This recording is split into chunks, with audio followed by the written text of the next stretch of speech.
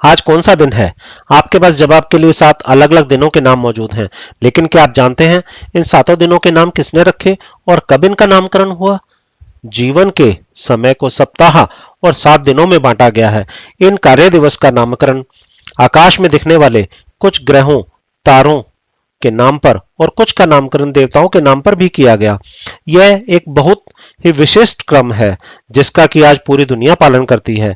क्या आपने कभी सोचा इस बारे में कि सप्ताह के 7 दिन ही क्यों और दिनों का यही विशिष्ट क्रम भी क्यों? इस प्रकार से इस कार्य दिवस को किसने बनाया? कुछ प्रयास करते हैं इसको समझने का कि ये किसने बनाया, या ये किसी सभ्यता संस्कृति विशेष की देन है? नहीं, कार्य दिवस प्रणाली कई प्राचीन संस्कृति सभ्यताओं में एक समान रही है।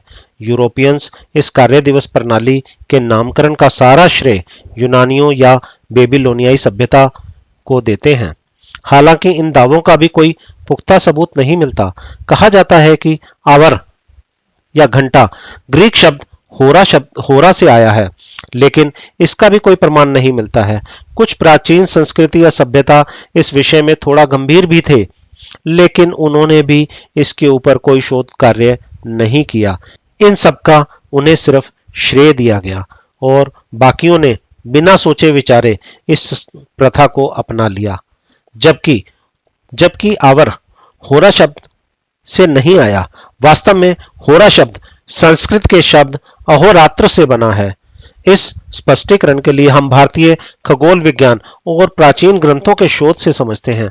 आर्यभट्टीय या सूर्य सिद्धांत दोनों ही प्रसिद्ध, सबसे अधिक संदर्भित, सम्मानित ग्रंथ हैं।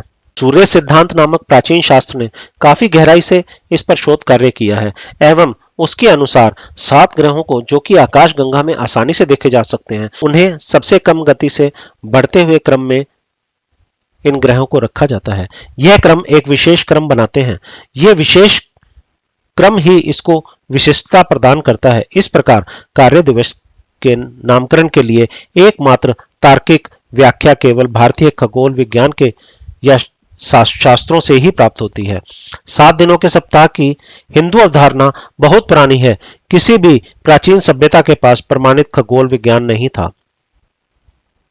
हम दिन के घंटों को बढ़ते हुए क्रम में लिखते हैं, फिर उनके सामने स्लो टू फास्ट गति के ग्रहों को लिखते हैं। इस प्रकार आप 7 दिनों की एक विशिष्ट सूची प्राप्त करते हैं, जैसा कि आप स्क्रीन पर देख पा रहे हैं। उस सूची में हम देखते हैं कि प्रत्येक दिन के पहले घंटे को एक ग्रह मिलता है जो कि दिनपति कहलाता है और उस ग्रह के देवता को उस दिन का देवता कहा जाता है। तो इस प्रकार से कार्य दिवस का वैदिक नामकरण हुआ। यहीं से सप्ताह के दिनों की शुरुआत हुई।